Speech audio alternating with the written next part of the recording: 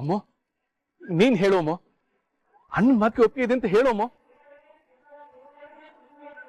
ನೀನ್ ಯಾರಿಗೂ ಎದುರ್ಕೋಬೇಡ ಅಮ್ಮ. ಅಣ್ಣನ ಮನ್ಸು ಬದಲಾಗಿರೋದು ದೊಡ್ಡದು. ನೋಡು ಎಂತ ಅವಕಾಶ ಕೊಡ್ತಾ ಇದ್ದಾನೆ. ನಿನ್ ತಪ್ಪನ್ನೆಲ್ಲ ಕ್ಷಮಿಸ್ಬಿಡ್ತೀವಿ ಅಮ್ಮ. ಒಪ್ಕೋ ಮಗಳೇ.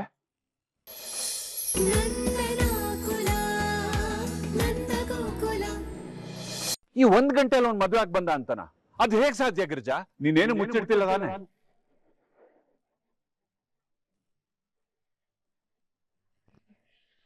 ನನ್ನ ತಂಗಿನ ಹೆದರ್ಸಿ ಓಡಿಸ್ಕೊಂಡೋಗಿ ಮದುವೆ ತಾನೆ? ಏನಾಯ್ತು ಅಂತ ಕೇಳಿ ನೀನು ಆದ್ಮೇಲೂ ನಾವು ಸುಮ್ಮನೆ ಇಟ್ಕೊಳ್ಳೋಕೆ ಹೇಗೆ ಇಟ್ಕೊಂಡಿದ್ದೆ ನಮ್ಮನ್ನ? ನಿನ್ನ ಸಾಯಿಸ್ಬೇಡ. ಸುಮ್ಮನೆ ನಿಂತ್ರೆ ಸಾಕು ನಿಲ್ಸಿ.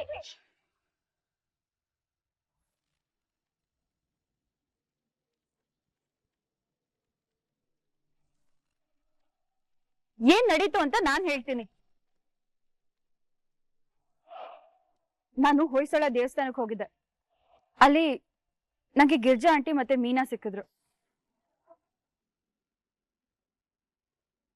ಅವ್ರ ಜೊತೆ ಮಾತಾಡ್ಕೊಂಡು ಪೂಜೆ ಮುಗಿಸ್ಕೊಂಡು ಹೋಗ್ಬೇಕಾದ್ರೆ ಮತ್ತೊಂದು ದೇವಸ್ಥಾನದಲ್ಲಿ ವಲ್ಲಭ ಮತ್ತೆ ಅಮೂಲ್ಯನ ನೋಡಿದೆ.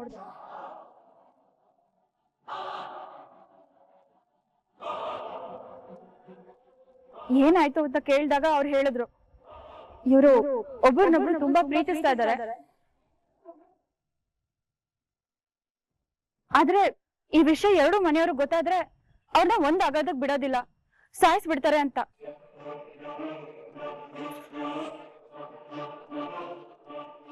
ಯಾಕಂದ್ರೆ 2 ಮನೆಯವ್ರಿಗೆ ತುಂಬಾ ವರ್ಷಗಳಿಂದ ಒಬ್ರು ಕಂಡ್ರೆ ಒಬ್ರಿಗೆ ಆಗಲ್ಲ ಅಲ್ವಾ?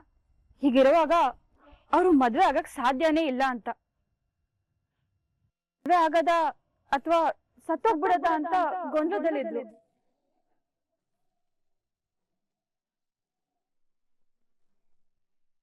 ಆಗ ನಾನ್ ಹೇಳ್ದೆ, ನೀವಿಬ್ರು ಮದ್ವೆ ಆಗಿ ಖಂಡಿತವಾಗ್ಲೂ 2 ಮನೆಯವ್ರು ಒಪ್ಕೊಳ್ತಾರೆ ಅಂತ.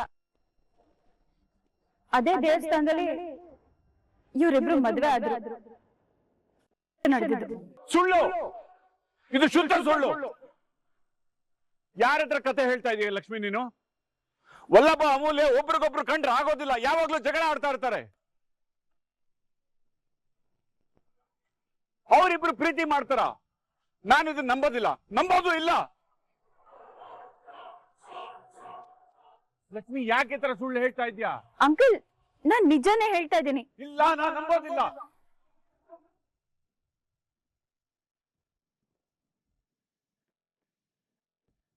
ಗಿರಿಜಾ, ಬೇರೇನೋ ನಡೆದಿದೆ, ಅದೇನು ಅಂತ ಹೇಳು ಗಿರಿಜಾ. ಈಗ ನಿನ್ಗೇನು ಗೊತ್ತಿಲ್ಲ ಅಂದ್ರೆ ನಾನು ಇದನ್ನ ಬಾ ಗಿರಿಜಾ, ಏನ್ ನಡೀತು? ನಿಮಗೇನು ಗೊತ್ತಿಲ್ಲ ರೀ. ಸುಳ್ಳು, ನನ್ಗೆ ಇದನ್ನ ಒಪ್ಕೊಳಕ್ ಸಾಧ್ಯನೇ ಇಲ್ಲ. ಅಮೂಲ್ಯನ್ ಹೇಗೆ ವಲ್ಲಭ ಮದ್ವೆ ಆಗ್ತಾನೆ? ಹೇಳ್ತಾ ಇರೋದು ಸತ್ಯ ಏನು ಅಂತ ಗೊತ್ತಾಗ್ಬೇಕು.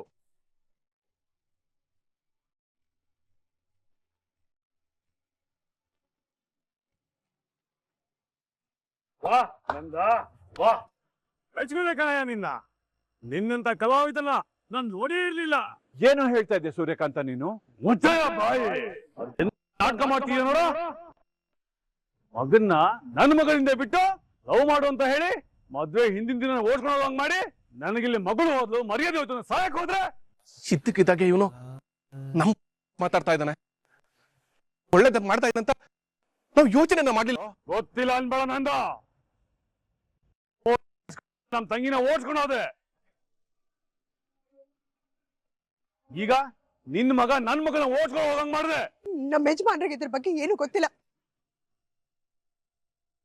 ದಯವಿಟ್ಟು ನಿಮ್ಮಷ್ಟಕ್ಕೆ ನೀವೇ ಏನೇನೋ ಕಲ್ಪಿಸ್ಕೊಂಡು ಹೀಗೆಲ್ಲ ಮಾತಾಡ್ಬೇಡಿ. ಏಯ್, ನೀನೇನ ಮಾತಾಡೋದು? ನೀನು ನಿನ್ ಗಂಡ ಸೇರಿ ಮಾಡ್ಸಿರ್ಬೋದಲ್ಲ. ವಲ್ಲಭ ಅಮೂಲ್ಯನ್ ಮದುವೆ ಈಗ ಆಗಿರೋದು ಅಂತ ನಿಮಗೆ ಹೇಗೆ ಗೊತ್ತಾಯ್ತೋ ಹಾಗೆ ನಮಗೂ ಈಗ್ಲೇ ಗೊತ್ತಾಗ್ತಿರೋದು. ಇದಕ್ಕೂ ಅಪ್ಪಂಗೂ ಯಾವ ಸಂಬಂಧನೂ ಇಲ್ಲ. ಹೌದು, ಸುಮ್ನೆ ಅಪ್ಪನ ಕಡೆ ಬೇಡ ಮಾಡ್ತಾ ನೀವು. ಹಣಕಾಸಿನ ವಿಚಾರದಲ್ಲಿ ನಿಮ್ಗಿಂತ ಕಡಿಮೆ ಇರ್ಬೋದು, ಆಗ ಸ್ವಾಭಿಮಾನದ ವಿಷಯ ಬಂದಾಗ ಅಪ್ಪನ ಎದುರುಗಡೆ ಅವ್ರ ಕಾಲಿನ ಧೂಳಿಗೋ ನೀವಲ್ಲ, ಇಡೀ ಊರಲ್ಲ ಯಾವ ಸಮ ಇಲ್ಲ. ಅದನ್ನ ತಿಳ್ಕೊಳ್ಳಿ. ಏಯ್, ಯಾವ ಸ್ವಾಭಿಮಾನದ ಬಗ್ಗೆ ಮಾತಾಡ್ತಾ ಇದೀಯಪ್ಪ ನೀನು? ಇವು ನಮ್ ತಂಗಿನ ಬಂದಾಗ ಜೀವನದಲ್ಲಿ ಮುಖ ತೋರಿಸ್ಬೇಡ ಅಂತ ಹೇಳಿದ್ರು ಕೂಡ ನಾಚಿಕೆ ಮಾನ ಮರದಿ ಇಲ್ದೇನೆ ನಮ್ ಮನೆ ಎದುರುಗಡೆ ಮನೆ ಮಾಡ್ಕೊಂಡು ದಿನ ಮುಖ ತೋರಿಸ್ತಾ ಇದ್ದಾನಲ್ಲ ಆ ಸ್ವಾಭಿಮಾನದ ಬಗ್ಗೆನಾ? ಸ್ವಾಭಿಮಾನ ಅನ್ನೋ ಪದದ ಅರ್ಥ ಗೊತ್ತಿಲ್ಲದವ್ರು ಈ ಪಿಕ್ನಾಸಿಗೆ ಸ್ವಾಭಿಮಾನಿ ಅಂತ ಕರಿತಾ ಇದೀಯಾ? ನಿಲ್ದ್ರು. ನೀವೆಲ್ಲಿ ನಿನ್ ತಮ್ಮಗಳನ್ನ ಒಪ್ಕೊಂತೀರಾ? ನಮ್ಮ ಮಾನ ಹರಾಜ್ ಹಾಕ್ಬೇಕು ಅಂತ ನೀವೆಲ್ಲ ಮಾಡಿದ್ದೀರಾ.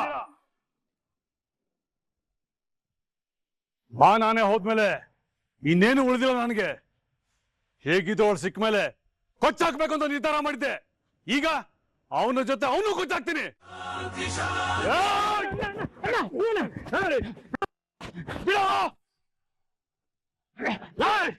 ಹುಟ್ಟಿಲ್ಲ ಹೋಗ್ಬಿಡ್ತಾರೆ. ಅದಕ್ಕೆ ನೋಡು ಮಗಳನ್ನು ಕೊಲ್ತೀನಿ ಅಂತ ಒಳ್ಳೆ ಮೃಗದ ತರ ಮಚ್ಚಿಡ್ಕೊಂಡು ನಿಂತಿದೀಯ.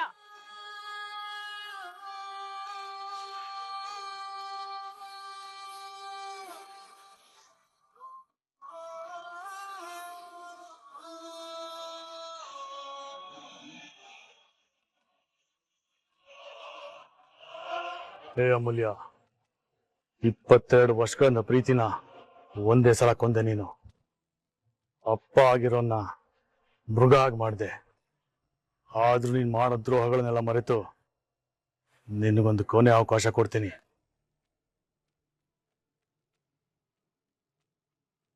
ನೀನು ಮತ್ತೆ ನನ್ನ ಮಗಳು ಅಂತ ಮನೆಯೊಳಗೆ ಮನಸ್ಸೊಳಗೆ ಸೇರಿಸ್ಕೊಂತೀನಿ.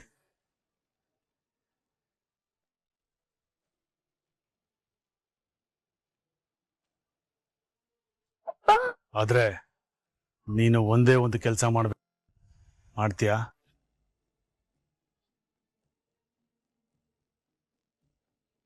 ಏನದು ದೊಡ್ಡಪ್ಪನ್ ಸಿಟ್ಟು ಇಷ್ಟ ಬೇಗ ಕರ್ಗೋಯ್ತಾ? ಇರೋ ಒಂದ್ ನಿಮಿಷ, ಅದೇನ್ ಕೇಳ್ತಾರೆ ಅಂತ ನೋಡೋಣ.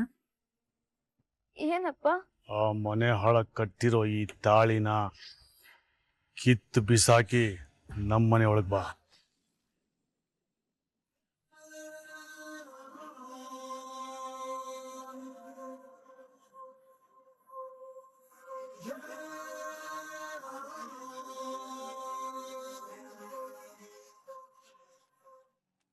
ನೀನು ಮಾಡಿರೋದೆಲ್ಲ ಮರ್ತು ನಿನ್ನ ಆರ್ತಿ ಮಾಡಿ ಮನೆ ಒಳಗೆ ಕರ್ಕೊಂತೀನಿ. ಊರೇನೇ ಮಾತಾಡಿದ್ರು ಎಲ್ರು ಮಾಯಿನ ಮುಚ್ಚಿ ನಿನಗೆ ಬೇರೆ ಹುಡುಗನ್ ನೋಡಿ ಮದ್ವೆ ಮಾಡಿ ನಿನ್ನ ಬದುಕನ್ನೇ ಬಂಗಾರ ಮಾಡ್ತೀನಿ. ನಾನು ಹೇಳಿರೋ ಮಾತಿಗೆ ಒಪ್ತೀಯ ಅಲ್ವಾ? ಈ ತಾಳಿನ ಕಿತ್ತಾಕ್ತೀಯ ತಾನೆ? ಬೇಡ ನೀ ಬೇಡ ರೀ.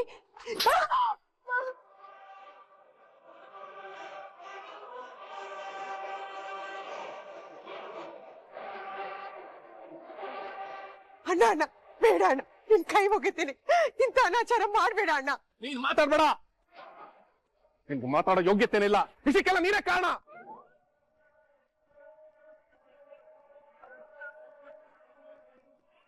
ಅಮ್ಮ ನೀನ್ ಹೇಳು ಅಮ್ಮ. ಅಣ್ಣನ ಮಾತಿಗೆ ಒಪ್ಪಿಗೆ ಇದೆ ಅಂತ ಹೇಳು ಅಮ್ಮ. ನೀನ್ ಯಾರಿಗೂ ಎದುರ್ಕೋಬೇಡ ಅಮ್ಮ. ಅಣ್ಣನ ಮನ್ಸು ಬದಲಾಗಿರೋದು ದೊಡ್ಡದು. ನೋಡು ಎಂತ ಅವಕಾಶ ಕೊಡ್ತಾ ಇದ್ದಾನೆ. ನಿನ್ ತಪ್ಪನ್ನೆಲ್ಲ ಕ್ಷಮಿಸ್ಬಿಡ್ತೀವಿ ಅಮ್ಮ. ಒಪ್ಕೋ ಮಗಳೇ.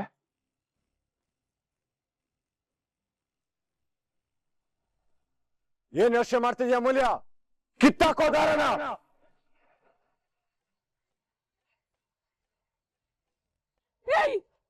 ಏನು ಆಗಿದೆಯೋ ನಿಮ್ಗೆಲ್ಲ?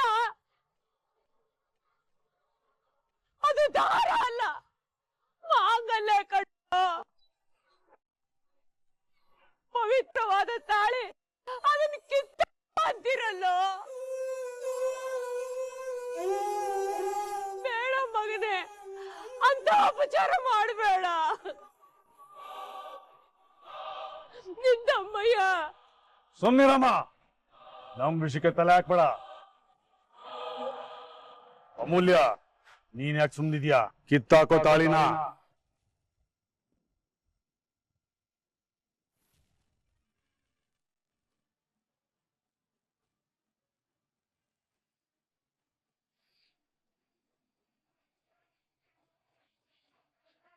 ಎಷ್ಟೋ ಧೈರ್ಯ ನಿನ್ಗೆ ಒಂದ್ ಹೆಣ್ಣಿನ ಕುತ್ತಿಗೆಲಿರೋ ತಾಳಿ ಕೈ ಹಾಕೋದಿಕ್ಕೆ?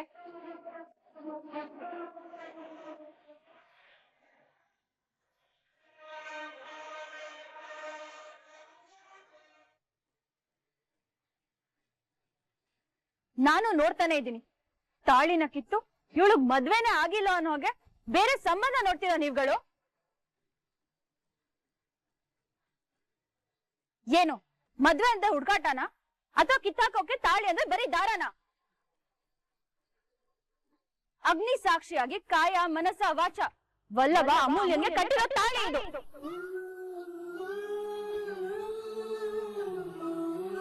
ಇದ್ರಲ್ಲಿರೋ 3 ಗಂಟು ನೀವು ಕಿತ್ತಾಕಿದ ತಕ್ಷಣ ಕಿತ್ತೋಗೋಷ್ಟು ಸಾಧಾರಣ ಅಲ್ಲ. 7 ಜನ್ಮದಲ್ಲೂ ಇವರಿಬ್ಬರನ್ನು ಒಂದು ಮಾಡೋಷ್ಟು ಶಕ್ತಿ ಇರುವಂತದ್ದು. ಅದ್ ಹೇಗ್ ಕೇಳ್ತೀರಾ? ಧೈರ್ಯ ಇದೆ ಇನ್ನೊಂದ್ಸಲಿ ತಾಳಿ ಕೈ ಹಾಕಿ ನೋಡೋಣ.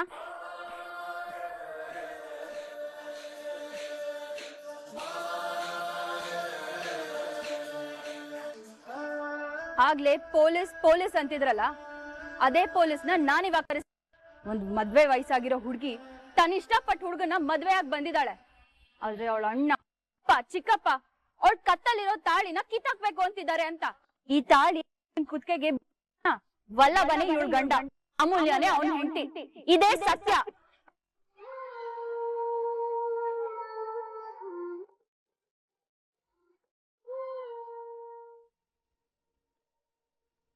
ನೀವುಗಳು ಎಷ್ಟು ಬಡ್ಕೊಂಡ್ರು ಬದಲಾಗೋದಿಲ್ಲ, ನೆನ್ಪಿರ್ಲಿ. ಅಮೂಲ್ಯ, ಜನ್ಮ ಕೊಟ್ಟ ಅಪ್ಪ ನಿನಗೆ ತಾಳಿ ಆಯ್ತಾ?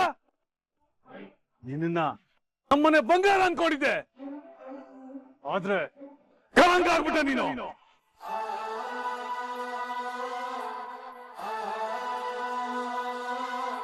ಈ ಅಪ್ಪನ ಸರ್ವಸನ ಆಗಿದ್ದ ನೀನು ಇವತ್ತು ಅಪ್ಪನ ಸ್ಥಾನಕ್ಕೆ ಸಮಾಧಿ ಕಟ್ಟಿಬಿಟ್ಟೆ.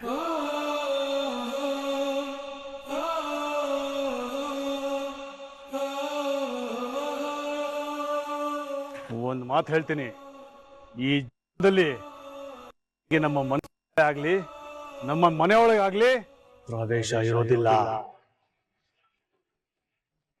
ಯಾಕೆಂದ್ರೆ ಈ ಕ್ಷಣದಿಂದ ನೀನು ನನ್ನ ಪಾಲಿಗೆ ಸತ್ತೋದೆ.